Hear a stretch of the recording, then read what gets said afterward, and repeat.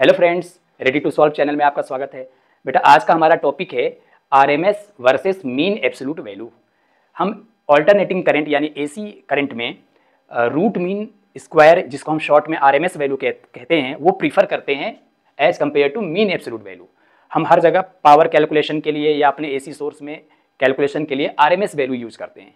तो आइए एक टेबल की हेल्प से एक कैलकुलेशन करते हैं और देखते हैं कि इसके पीछे की क्या मैथमेटिक्स है, आखिर क्यों हम आरएमएस वैल्यू को प्रीफर करते होंगे। ठीक है, तो सपोज बेटा हमारे पास एक टेबल है जिसमें ये वैल्यू है। सपोज ये एक्स करंट या वोल्टेज कोई भी एक डेटा हो सकता है। इस तरीके से इसकी नेगेटिव वैल्यू भी है, पॉजिटिव वैल्यू भी है। तो अगर हम इसका सिंपली मीन फाइंड करें, तो इसका मीन अगर फाइंड करें तो आपको मालूम है बेटा जो मीन होता है वो होता है सिग्मा एक्स आई अपॉन एन। अब आप देखिए जितने प्लस के हैं उतने ही माइनस के हैं, तो सिग्मा एक्स आई यानी सबका जोड़ आ जाएगा 0 और डिवाइड में 10 करेंगे तो वैल्यू आएगी 0। और इस तरीके से ये जो डेटा है करंट या वोल्टेज जिसको भी ये रिप्रेजेंट कर रहा होगा उसकी वैल्यू आ गई 0, मीन वैल्यू 0 आ गई। और इसीलिए हमें सिखाया गया कि एसी सोर्स में एक पूरे कंप्लीट साइकिल में मीन वैल्यू 0 आ जाती है, इसलिए हमारे काम का वो नहीं होता है। तो इसका ऑल्टरनेट ये है कि भाई इस नेगेटिव को पॉजिटिव करने के लिए क्यों ना मैं मॉड ले लूं। तो आइए इनको मैंने मॉड में रिप्लेस कर लिया, हमने इसके आगे मॉड लगा दिया। मॉड लगाने के बाद देखते हैं कि इसका मीन क्या आता है। ठीक है, तो चलिए हम यहां पर कैलकुलेट कर लेते हैं मीन ऑफ एब्सोल्यूट वैल्यू। ठीक है, जो हमने एब्सोल्यूट वैल्यू निकाली है उनका मीन फाइंड कर लेते हैं। तो बेटा जब हम एब्सोल्यूट वैल्यू का मीन फाइंड करने जाएंगे तो वो हो जाएगा सिग्मा एक्स आई का मॉड और डिवाइड में एन। ठीक है, अब जब हमने मॉड वैल्यू ले ली तो ये देखिए 97531 और वही वैल्यू रिपीट हो जाएगी। तो इसका मतलब हो गया कि 97531 और यही वैल्यू रिपीट होगी। तो क्यों ना मैं इसमें 2 का मल्टीप्लाई कर दूं और डिवाइड में 10, क्योंकि नंबर ऑफ ऑब्जर्वेशन कितने हैं, 10 है। अब अगर 2 से 10 को काटा जाए तो 5 बारी। अब इसको जोड़िए, 3 और 1 4, 5 4 9, 9 7 16, 16 और 9 25, 25 डिवाइड में 5 तो वैल्यू आ गई 5। तो एब्सोल्यूट वैल्यू का जो मीन है बेटा वो 5 के इक्वल आ गया। अब आइए हम मीन ऑफ स्क्वायर फाइंड करते हैं। हमने इन सबका स्क्वायर कर लिया है और अब इसका मीन फाइंड करते हैं। तो मीन फाइंड करने के लिए क्या हो जाएगा बताइए, सिग्मा एक्स आई का स्क्वायर डिवाइड में एन।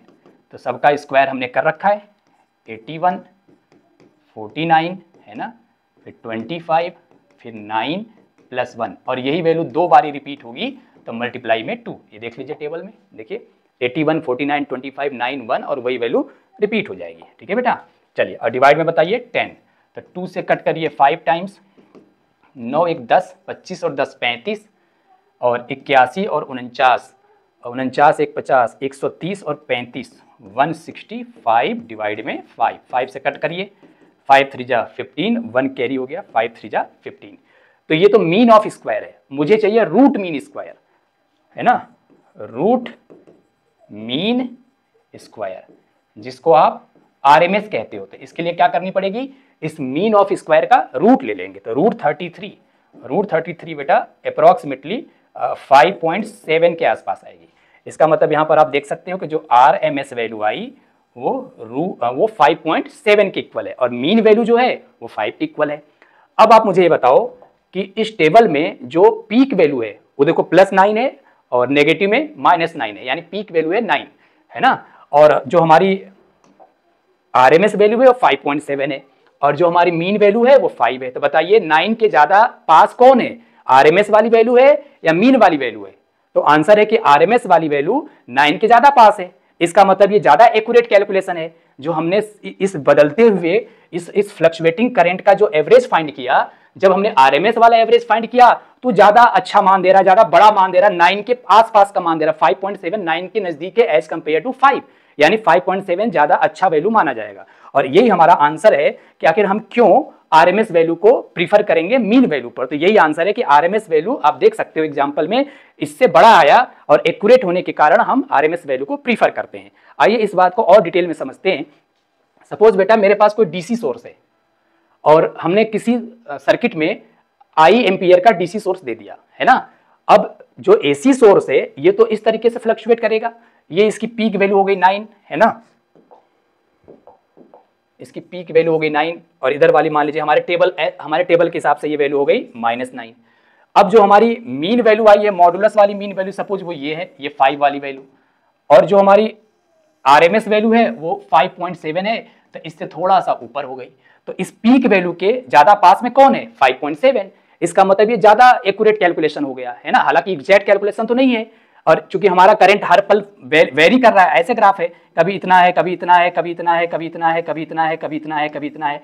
तो बदलते हुए सोर्स को हम एक इक्विवेलेंट सोर्स में, यानी एक तुल्य धारा में, तुल्य वोल्टेज में कन्वर्ट करना चाहें कि भाई हम इस सोर्स को कितने वोल्ट का माने या कितने एम्पियर का माने, कि इस सोर्स से कितने एम्पियर की करंट फ्लो कर रही होगी, तो उस बात को बताने के लिए हम RMS वैल्यू यूज करेंगे और बोलेंगे कि इतने RMS वाली जो RMS का कैलकुलेशन आएगा उतने ही एम्पियर की या उतने ही वोल्टेज का सोर्स माना जाएगा। तो जैसे हम DC में बोलेंगे, मान लीजिए अगर ये 5 एम्पियर है, जैसे मैं DC में बोलूंगा कि ये 5 एम्पियर की धारा वाली सोर्स है, तो वैसे यहां मैं बोलूंगा कि 5.7 एम्पियर की धारा वाली सोर्स है।